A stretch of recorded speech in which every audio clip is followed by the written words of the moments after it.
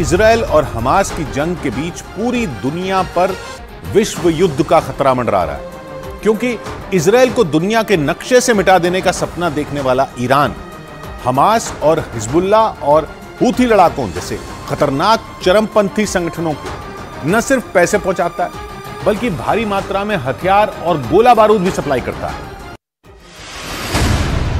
और अगर ईरान में बनाए गए तीनों परमाणु बमों में एक भी इन संगठनों के हाथ लग गया तो दुनिया में कैसी तबाही मचेगी, इसका अंदाजा भी लगाना मुश्किल है। हमास के साथ इजरायल की जंग के दौरान आए दिन ईरान समेत कई मुस्लिम देश इजरायल और अमेरिका को आंखें दिखा रहे हैं और गाजा पर इजरायल के हमलों को उसकी सबसे बड़ी गलती बता रहे हैं। वहीं अमेरिका समेत कई पश्चिमी देश इजरायल के पीछे हथियार और गोला बारूद लेकर पूरी मजबूती के साथ खड़े हैं। यानी अगर परमाणु हथियारों के साथ ईरान जंग में कूदा तो तीसरा विश्व युद्ध शुरू होने में देर नहीं लगेगी, क्योंकि अमेरिका के साथ उसकी दुश्मनी दशकों पुरानी है और बीते कुछ साल से दोनों के बीच जंग की तलवार खिंची हुई है।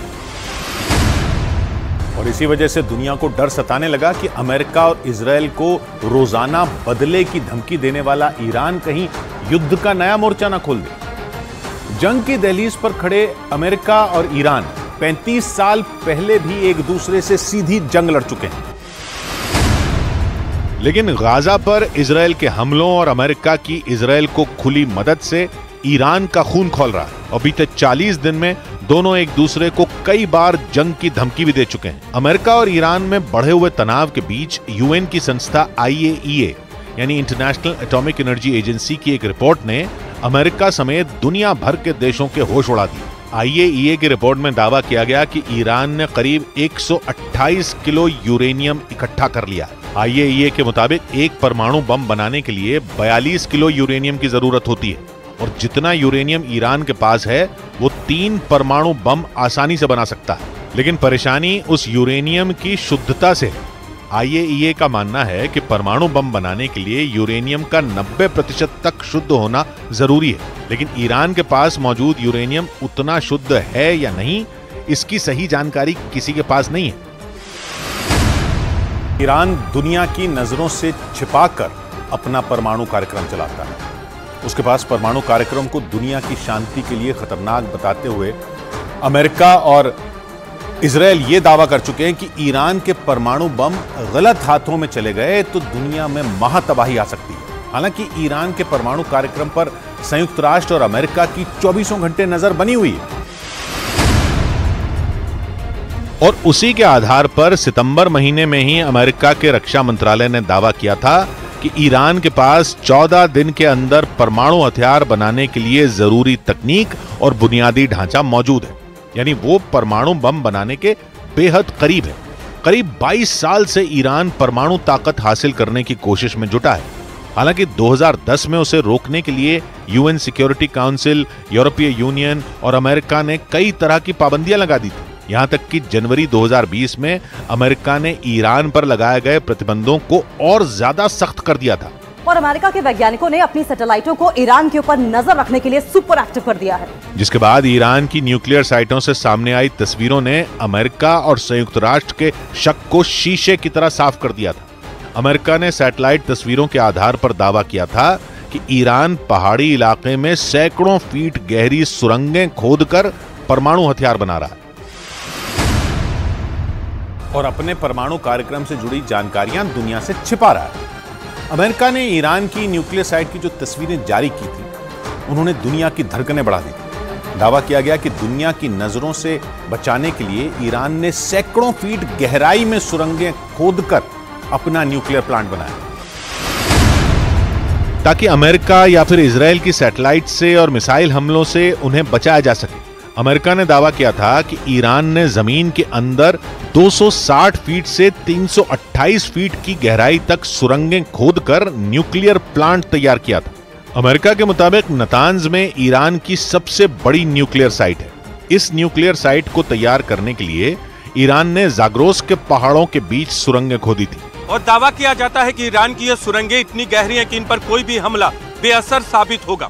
यानी ईरान ने पाताल लोक में परमाणु बम बनाने के लिए एक ऐसा प्लांट बना लिया जिसकी भनक तक किसी को नहीं लगी और ईरान अपने ऊपर लग रहे परमाणु बम बनाने के आरोपों को लगातार खारिज करता रहा।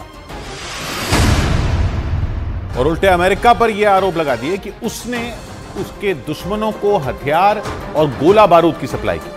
हालांकि यूएन की संस्था IAEA यानी इंटरनेशनल एटॉमिक एनर्जी एजेंसी की रिपोर्ट को लेकर अमेरिका और इजरायल ने ईरान पर जोरदार हमले किए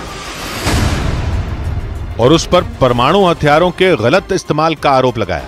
ईरान ने 6 जगहों पर न्यूक्लियर रिएक्टर लगा रखे हैं और वो दावा करता है कि ऊर्जा जरूरतों को पूरा करने के लिए उसने ये न्यूक्लियर प्लांट लगाए हैं। लेकिन दावा किया जाता है कि नतांज और फोर्दो में जमीन के अंदर बनी न्यूक्लियर साइटों पर वो सबसे ज्यादा उच्च गुणवत्ता का यूरेनियम तैयार करता है और दावा किया जाता है कि इन दोनों न्यूक्लियर प्लांट से इकट्ठा किए गए यूरेनियम का इस्तेमाल ईरान के वैज्ञानिक परमाणु बम बनाने में कर रहे हैं।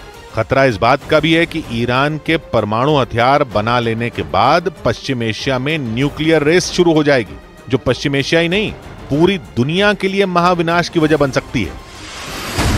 परमाणु बम के साथ ही ईरान ने बीते कुछ सालों में अपनी सैन्य ताकत भी बढ़ाई है, जिससे वो जंग होने पर अमेरिका और इजरायल से सीधी टक्कर ले सके। ईरान ने दावा किया कि उसने ऐसी हाइपरसोनिक मिसाइल तैयार कर ली है जिसकी रेंज में इजरायल के कई बड़े शहर हैं। यानी ईरान ने अपने दुश्मन से भिड़ने के लिए ऐसी मिसाइल तैयार कर ली जो पलक झपकते ही तबाही मचा सकती है। एक रोज पहले ईरान के supreme leader Ayatollah Ali Khamenei ने इन मिसाइलों का जायजा लिया। वो तेहरान में ईरान की सेना की ब्रांच IRGC यानी इस्लामिक रिवोल्यूशनरी गार्ड कोर की तरफ से आयोजित हथियारों की प्रदर्शनी में पहुंचे थे। ईरान के मीडिया के मुताबिक फतह 2 हाइपरसोनिक मिसाइल को IRGC ने विकसित किया है। IRGC ने बताया कि उनकी फतह 2 मिसाइल 16,000 किलोमीटर प्रति घंटा की रफ्तार से उड़ान भर सकती है और दुश्मन पर हमला कर सकती है। ईरान ने दावा किया कि फतह 2 मिसाइल अमेरिका और इजरायल की मिसाइलों से कहीं ज्यादा आधुनिक और मारक है। ईरान की इस खतरनाक हाइपरसोनिक मिसाइल को इजरायल के लिए बड़ा खतरा माना जा रहा है। गाजा पर हवाई हमलों के दौरान ईरान इजरायल को जंग की खुली धमकी दे चुका है और अपनी मिसाइलों का मुंह उसकी तरफ तैनात करने का दावा कर चुका है। ईरान इजरायल के साथ ही उसका साथ दे रहे अमेरिका को भी खुली धमकी दे चुका है और अगर गाजा में आग लगी तो उसकी लपटें उसे भी जला देंगी। यानी इजरायल और हमास की जंग में ईरान सीधे सीधे अमेरिका से भिड़ सकता है। हालांकि इजरायल के अखबार द टाइम्स ऑफ इजरायल के मुताबिक इजरायल के हमास के खिलाफ जंग का ऐलान करने के बाद से पश्चिम एशिया में अमेरिका की सेना पर 30 से ज्यादा हमले हो चुके हैं। इराक और सीरिया में अमेरिकी सैनिकों को वहां के चरमपंथी संगठनों ने निशाना बनाया। इराक और सीरिया वो देश हैं जहां ईरान की तूती बोलती है। इराक तो ईरान का पड़ोसी है, जहां ईरान कई लड़ाकों का समर्थन करता है और वो लड़ाके ईरान के इशारे पर काम करते हैं। वहीं सीरिया इजरायल का दुश्मन है और ईरान का पक्का दोस्त। यानी इजरायल और हमास की जंग का दायरा तेजी से बढ़ रहा है और ईरान के तेवर से माना जा रहा है कि ये जंग और बड़ी हो सकती है। ईरान के समर्थन वाले यमन के हूथी लड़ाकों ने समंदर में एक जहाज हाईजैक कर लिया। दावा किया कि उन्होंने इजरायल का जहाज हाईजैक किया और इसलिए इसे समंदर में इजरायल और अमेरिका को ईरान की सीधी चुनौती माना गया, क्योंकि हूथी लड़ाकों ने डंके की चोट पर दावा किया कि इजरायल का एक जहाज उनके कब्जे में और वो आगे भी लाल सागर में इजरायल के जहाजों को निशाना बनाएंगे, क्योंकि ईरान के समर्थन वाले हूथी विद्रोहियों ने दावा किया कि गैलेक्सी लीडर नाम का इजरायल का जहाज उन्होंने हाईजैक कर लिया। हूथी लड़ाकों ने जिस जहाज को पकड़ा वो तुर्की से भारत की ओर आ रहा था, लेकिन लाल सागर में यमन के नजदीक पहुंचते ही हूथी लड़ाकों ने जहाज को हाईजैक कर लिया और उसे यमन के बंदरगाह पर ले गए, जिसके बाद हूथी लड़ाकों ने प्रेस कॉन्फ्रेंस करके यह दावा किया कि इजरायल का एक जहाज उनके कब्जे में है जिसका नाम गैलेक्सी लीडर है। और हूथी लड़ाकों का कहना है कि वो लाल सागर में इजरायल के दूसरे जहाजों को भी निशाना बनाएंगे, जिसका मतलब यह हुआ कि हूथी लड़ाकों ने लाल सागर में इजरायल की परेशानी बढ़ाने की तैयारी कर ली। उन्होंने पहले लाल सागर के ऊपर से इजरायल पर मिसाइलें दागी और अब वो इजरायल के जहाजों का लाल सागर से आना जाना मुश्किल करना चाहते हैं, क्योंकि जहाज हाईजैक करने के बाद हूथी लड़ाकों ने इजरायल को सीधी चुनौती दी और बयान दिया कि हूथी विद्रोही उन जहाजों को टारगेट करेंगे जिन पर इजरायल के झंडे लगे होंगे। इजरायल की कंपनियों के जहाज भी उनके निशाने पर होंगे, इसलिए जिन जिन देशों के नागरिक इजरायल के जहाजों पर क्रू मेंबर की तरह काम कर रहे हैं वो उन्हें वापस बुला लें, क्योंकि हूथी विद्रोही समंदर में इजरायल के जहाजों को निशाना बनाने की तैयारी में हैं। जिसकी शुरुआत उन्होंने गैलेक्सी लीडर नाम के जहाज को हाईजैक करके कर दी और पूरी तैयारी से जहाज का अपहरण करने का दावा किया। खबर है कि गैलेक्सी लीडर नाम के इस जहाज को आखिरी बार 2 दिन पहले लाल सागर में देखा गया था, जिसके बाद जहाज के बारे में कुछ पता नहीं चला और फिर खबर आई कि जहाज को हाईजैक कर लिया गया और हूथी लड़ाके उसे अपने साथ यमन लेकर चले गए। हूथी लड़ाकों ने अपनी प्रेस कॉन्फ्रेंस में बताया कि जैसे ही जहाज यमन के नजदीक पहुंचा, हूथी लड़ाकों का हेलीकॉप्टर जहाज के ठीक ऊपर पहुंच गया और धीरे धीरे कई हूथी लड़ाके जहाज पर उतर गए, जिसके बाद उन्होंने जहाज को कब्जे में ले लिया और इसी के साथ संकेत मिल गए कि लाल सागर में जंग का एक नया मैदान तैयार हो रहा है, जिसमें हूथी लड़ाके इजराइल से सीधा भिड़ने की तैयारी में हैं। क्योंकि उन्होंने केवल जहाज का अपहरण ही नहीं किया, बल्कि ये भी बोल दिया कि लाल सागर में यमन के नजदीक से इजराइल का जो जहाज गुजरेगा, हूथी लड़ाके उसे अगवा कर लेंगे। लेकिन इजराइल ने हूथी लड़ाकों के दावे को यह कहकर खारिज कर दिया कि लाल सागर में हाईजैक किया गया जहाज उसका नहीं था और उस जहाज पर एक भी क्रू मेंबर इजराइल का नहीं है। यानी इजराइल ने हूथी लड़ाकों के दावे को ही नकार दिया और दो टूक बोल दिया कि हूथी लड़ाकों के कब्जे में जो जहाज है वो इजराइल का है ही नहीं। हालांकि उसने ये माना कि हूथी लड़ाकों ने एक इंटरनेशनल मालवाहक जहाज पकड़ा है जो तुर्की से भारत रवाना हुआ था और उस जहाज पर यूक्रेन, बल्गेरिया, फिलीपींस और मेक्सिको समेत कई देशों के 25 क्रू मेंबर मौजूद हैं, जिनमें एक भी इजराइल का नागरिक नहीं है। यही नहीं, इजराइल ने कहा कि इस मालवाहक जहाज की मालिक ब्रिटेन की एक कंपनी है और जापान की एक कंपनी इस जहाज को चला रही थी। आसान शब्दों में कहें तो ब्रिटेन के जहाज को जापान इस्तेमाल कर रहा था। ये दावा इजराइल ने किया और हूथी लड़ाकों के इजराइल का जहाज हाईजैक करने के दावे को ही नकार दिया। या यूं कहें कि इजराइल ने ईरान की हूथी लड़ाकों के जरिए उसे घेरने की प्लानिंग फेल करने की कोशिश की, क्योंकि इजराइल ने केवल उसका जहाज हाईजैक होने की खबर खारिज नहीं की, बल्कि इस मामले में ईरान को भी घसीट लिया और दो टूक बोल दिया कि हूथी लड़ाकों का यह कदम ईरान की एक आतंकी हरकत है। यमन के हूथी लड़ाकों के सिर पर ईरान का हाथ माना जाता है और इसीलिए इजराइल ने इस मामले में बेझिझक होकर ईरान का नाम लिया। गाजा जंग के बाद इजराइल और ईरान के बीच का तनाव बढ़ चुका है और जैसे ही खबर आई कि हूथी विद्रोहियों ने लाल सागर में एक जहाज का अपहरण किया है, इजराइल आक्रामक हो गया और नेतन्याहू के कार्यालय का बयान आया कि ये ईरान की एक और आतंकी हरकत है जो समंदर के उन रास्तों पर खतरा बढ़ाती है जहां से अलग अलग देशों के जहाज गुजरते हैं, क्योंकि ईरान के समर्थन वाले हूथी लड़ाके लाल सागर में खुली जंग लड़ने का ऐलान कर चुके हैं और उन्होंने इजराइल के झंडे वाले जहाजों को निशाना बनाने की चुनौती भी दी। लाल सागर में जहाज हाईजैक करने से कुछ घंटे पहले भी हूथी लड़ाकों ने धमकी दी थी। हूथी लड़ाकों ने इजराइल को सीधी धमकी दी और बोल दिया कि वो इजराइल के खिलाफ सैन्य अभियान तब तक जारी रखेंगे जब तक गाजा में जंग नहीं रुकती और इसीलिए उन्होंने ऐलान किया कि वो लाल सागर में इजराइल के जहाजों को बार बार निशाना बनाएंगे। हालांकि इजराइल ने इस बात से मना कर दिया कि उसका जहाज हूथी लड़ाकों के कब्जे में, लेकिन खबर आई कि हूथी लड़ाकों के कब्जे में जो जहाज है वो इजराइल के एक बड़े कारोबारी का है, जबकि इजराइल का कहना है कि हूथी लड़ाकों के कब्जे में जो जहाज है वो ब्रिटेन की कंपनी का है। यानी जहाज किस देश का है, इसी पर पेच फंस गया, क्योंकि हूथी लड़ाके अपनी पीठ ये कहकर थपथपा रहे हैं कि उन्होंने इजराइल का जहाज अगवा कर लिया, जबकि इजराइल ने गैलेक्सी लीडर को अपना जहाज मानने से ही मना कर दिया और दुनिया इस बात पर फंस गई कि हूथी लड़ाकों के कब्जे में जो जहाज है वो असल में किसका है, क्योंकि हूथी लड़ाकों का दावा अलग है और इजराइल का अलग। सारी उठापटक के बीच ये तो पक्का है कि हमास और हिजबुल्लाह के बाद हूथी लड़ाके भी इजराइल का तनाव बढ़ाना चाहते हैं, क्योंकि गाजा में जंग के बाद इजराइल उनके निशाने पर आ गया और वो सीज फायर की मांग करते हुए इजराइल को धमका भी चुके हैं और पिछले कुछ हफ्तों से दक्षिणी इजराइल के एलर्ट शहर पर मिसाइलों से अटैक कर रहे हैं। हूथी लड़ाकों ने एलर्ट पर ड्रोन से भी अटैक किया था। एक ड्रोन तो एलर्ट में एक रिहायशी इमारत से टकरा भी गया था, जिसके बाद इजराइल अलर्ट हो गया। उसने लाल सागर में अपने जंगी जहाज तैनात कर दिए। न्यूज़ 18 की टीम भी दक्षिणी इजराइल के एलर्ट शहर पहुंची, जहां लाल सागर में इजराइल की नौसेना हूथी लड़ाकों से भिड़ने की तैयारी करती नजर आई। हम लाल सागर के पास मौजूद हैं, इजराइल की सीमा के अंदर। बोट को आप देख सकते हैं लाल सागर में जो इजराइल के हैं और लगातार सीमा की निगरानी करें। हूथी लड़ाकों ने लाल सागर के रास्ते जब इजराइल पर मिसाइलें दागी थीं, तो अमेरिका भी सावधान हो गया था। उसने हूथी लड़ाकों की कई मिसाइलों को मार गिराने का दावा भी किया था और बाकी का काम इजराइल के एरो 3 मिसाइल डिफेंस सिस्टम ने कर दिया था, जिसे हूथी लड़ाकों के सक्रिय होते ही दक्षिणी इजराइल में सीमा पर तैनात कर दिया गया था। पिछले कई हफ्तों से एरो 3 मिसाइल डिफेंस सिस्टम ने लाल सागर में हूथी लड़ाकों की कई मिसाइलों को मार गिराया, लेकिन हूथी लड़ाके नहीं रुके।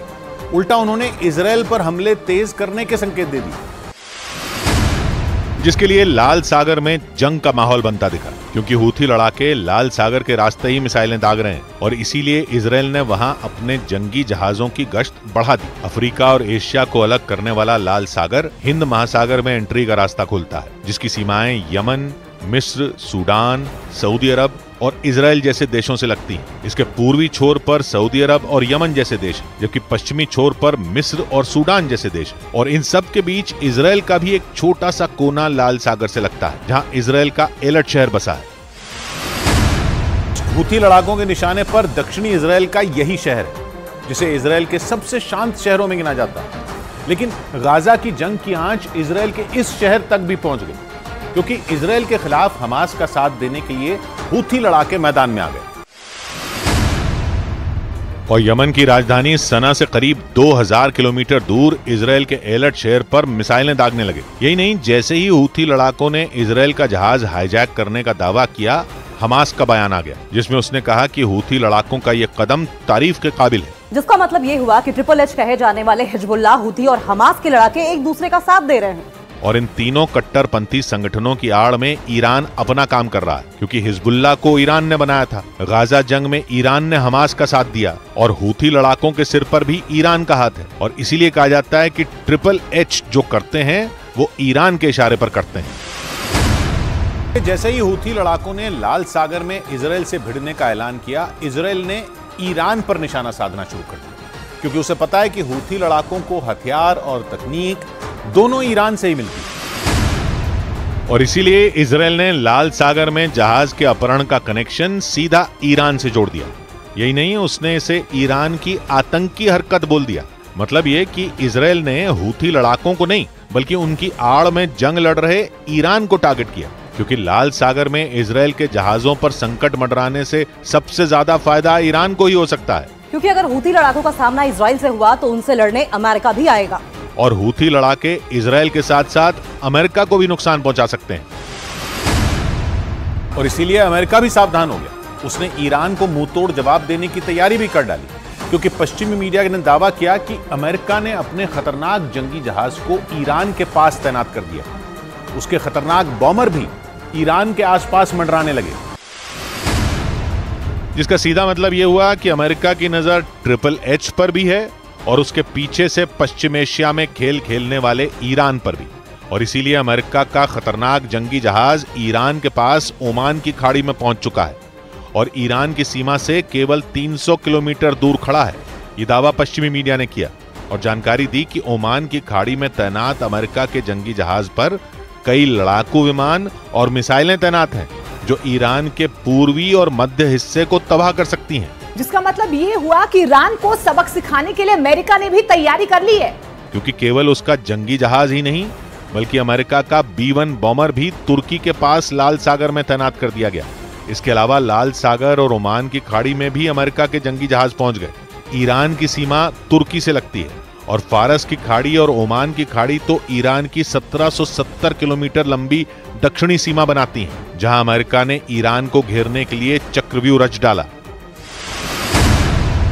ईरान गाजा जंग की आड़ में ट्रिपल एच को हथियार की तरह इस्तेमाल कर रहा है। पहले उसने लेबनान के रास्ते इजराइल पर हमले की जमीन तैयार की और अब यमन के रास्ते दक्षिणी इजराइल को निशाना बना रहा है, जिसके लिए लाल सागर में माहौल गर्माता दिखाई दिया, क्योंकि यमन के कट्टरपंथी शिया हूथी लड़ाकों ने लाल सागर में जहाजों को अगवा करने का प्लान बनाया। फिलहाल तो हूथी लड़ाके इजराइल को निशाना बना रहे हैं, लेकिन जैसे संकेत हैं उनसे लगा कि हूथी लड़ाके इजराइल के दोस्त अमेरिका पर भी हमला करेंगे और लाल सागर से गुजरने वाले अमेरिका के जहाजों को भी निशाना बना सकते हैं। जिसके बाद इजराइल ने बिना घुमाए फिराए बोल दिया कि ईरान समंदर में इजराइल और अमेरिका को चुनौती दे रहा है और आतंकी हरकतें कर रहा है। यानी इजराइल और अमेरिका को पता है कि हूथी लड़ाके खुद कुछ नहीं कर रहे, बल्कि ईरान उनसे ये करवा रहा है, क्योंकि वो समंदर, जमीन और आसमान में इजराइल और अमेरिका के खिलाफ हमास, हिजबुल्ला और हूथी लड़ाकों को आगे खड़ा कर रहा है और उनकी आड़ में पूरे पश्चिम एशिया को जंग में झोंकने की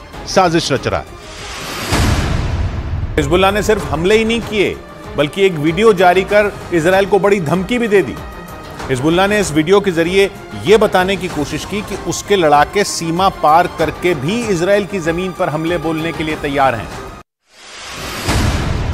यानी वो इजराइल की सीमा में घुसकर कभी भी उसके साथ सीधी जंग छेड़ सकते हैं। हिजबुल्ला और इजराइल के बीच सीमा पर 7 अक्टूबर के बाद से ही लड़ाई छिड़ी हुई, लेकिन अब तक दोनों एक दूसरे पर ड्रोन, रॉकेट और मिसाइलों से ही हमले बोल रहे हैं। ऐसा पहली बार हुआ जब हिजबुल्ला ने वीडियो जारी करके इजराइल को चेतावनी दी कि वो आ रहे हैं। और इसी वजह से ये माना जा रहा है कि हिजबुल्ला के लड़ाके इजराइल की सीमा पार जाने के लिए बिल्कुल तैयार बैठे हैं। यानी जो लड़ाके सीमा पार से इजराइल की सेना को चुनौती दे रहे थे, वो सीधे इजराइल में घुसकर वहां कत्लेआम मचा सकते हैं। इसका मतलब ये कि इजराइल पर एक बार फिर 7 अक्टूबर जैसे हमले का खतरा मंडरा रहा है, लेकिन इस बार उसका दुश्मन हमास से कहीं ज्यादा खतरनाक और ताकतवर है। हिजबुल्लाह ने वीडियो जारी कर यह बता दिया कि इजराइल के लिए वो हमास से कहीं बड़ा खतरा है। हिजबुल्लाह के जोरदार हमले की जानकारी खुद इजराइल की सेना की तरफ से दी गई। सेना ने यह जानकारी दी कि 1 घंटे के अंदर ही हिजबुल्लाह ने उसके कई इलाकों पर 3 ड्रोन और 25 रॉकेट दाग दी। यानी हिजबुल्लाह ने एक साथ ऐसे ताबड़तोड़ हमले बोले कि इजराइल की फौज भी कुछ देर के लिए खौफ से भर गई। हालांकि इजराइल की सेना ने तुरंत पलटवार शुरू किया और लेबनान की तरफ से दागे गए तीनों ड्रोन को मार गिराने का दावा किया। हालांकि हिजबुल्लाह की तरफ से दागे गए 25 रॉकेट में कुछ इजराइल के इलाकों तक पहुंचने में कामयाब हो गए, लेकिन इजराइल ने दावा किया कि वो ऐसे इलाकों में गिरे जिनसे कोई बड़ा नुकसान नहीं हुआ। यानी इस बार इजराइल ने हिजबुल्लाह के हमले को पूरी तरह नाकाम कर दिया। लेकिन माना जा रहा है कि इजराइल के लिए खतरा टलने वाला नहीं है, क्योंकि हिजबुल्लाह अपने ठिकानों पर हुए इजराइल के हमले से बुरी तरह बौखलाया हुआ है।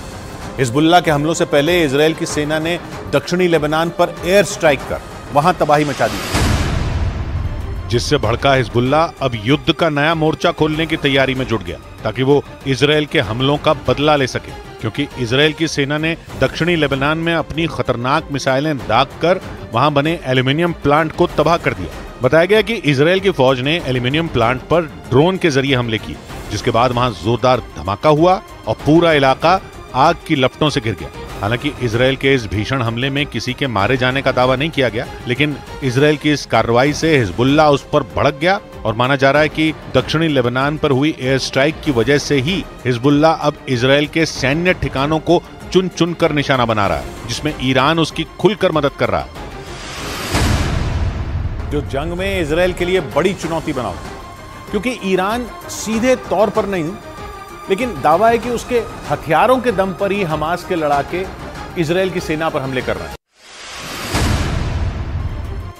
और दावा है कि हमास के साथ हिजबुल्लाह के लड़ाके भी ईरान के खतरनाक हथियारों का इस्तेमाल कर रहे हैं, जो इजराइल की सेना के लिए बड़ी मुसीबत बने हुए हैं। क्योंकि ईरान जंग में खुले तौर पर इजराइल का विरोध कर रहा है और माना जा रहा है कि वो इजराइल से सीधी जंग नहीं लड़ना चाहता, इसलिए ईरान उसके दुश्मनों यानी हमास और हिजबुल्लाह का मददगार बनकर उन्हें हथियारों की सप्लाई कर रहा है, जो इजराइल के लिए खतरा साबित हो सकता है। इसलिए इजराइल अपने दोस्त अमेरिका की मदद लेकर उसके ठिकानों पर हमले करवा रहा है, क्योंकि सिर्फ इजराइल ही नहीं बल्कि अमेरिका भी ईरान को अपना दुश्मन मानता है। अमेरिका की सेना ने तो कुछ दिनों पहले ही सीरिया में ईरान के चरमपंथी संगठनों के ठिकानों पर हमले करने का दावा किया था, क्योंकि 7 अक्टूबर को इजराइल पर हुए हमलों के 10 दिन बाद ही सीरिया में अमेरिका के सैन्य ठिकानों पर ईरान के चरमपंथी संगठन के लड़ाकों ने हमले कर दिए थे।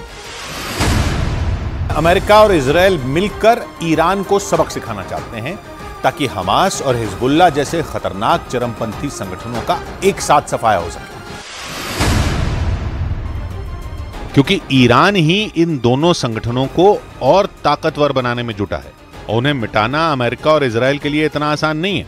माना जा रहा है कि ईरान इजराइल और उसके समर्थन में आए देशों को जंग में उलझाए रखना चाहता है। इसलिए तो उसकी सेना की ब्रांच IRGC यानी Islamic revolutionary guard core Syria और इराक में अमेरिका के सैन्य अड्डों को निशाना बना रही है। और आरोप है कि इसमें ईरान के चरमपंथी संगठन के लड़ाकों का भी हाथ है। ऐसा इसलिए क्योंकि जंग में अमेरिका इजराइल के साथ खड़ा है और ईरान ये नहीं चाहता कि कोई भी देश इजराइल की ढाल बने। लेकिन इजराइल और अमेरिका भी पीछे नहीं हटना चाहते। अमेरिका की सेना सीरिया और इराक में ईरान के चरमपंथी संगठन के लड़ाकों के खिलाफ लगातार कार्रवाई कर रही है। कि 7 अक्टूबर को हमास के लड़ाके अल शिफा अस्पताल में ही बंधकों को लेकर आए थे और बाद में उन्हें सुरंग के जरिए दूसरी जगहों पर भेजा गया। इजराइल की सेना की तरफ से जारी किए गए उस वीडियो में हथियारों से लैस कुछ लोग एक आदमी की गर्दन पकड़कर उसे जबरदस्ती अल शिफा अस्पताल के अंदर ले जाते नजर आए, जबकि एक दूसरा आदमी बुरी तरह घायल दिखाई दिया। उसे स्ट्रेचर पर लिटाया गया था। इजराइल की सेना ने दावा किया कि हमास ने इसी तरह से बंधकों के साथ बर्बरता की और 7 अक्टूबर को उन्हें जबरदस्ती इजराइल से गाजा के अल शिफा अस्पताल लेकर पहुंचे थे। इजराइल की सेना के मुताबिक उस वीडियो में हमास के लड़ाके जिन 2 लोगों को जबरदस्ती अस्पताल में ले जाते दिखाई दिए वो नेपाल और थाईलैंड के नागरिक हैं। हालांकि उन दोनों को अल शिफा अस्पताल में पहुंचाने के बाद उनके साथ क्या हुआ, उन्हें बाद में कहां छिपाया गया, इजराइल की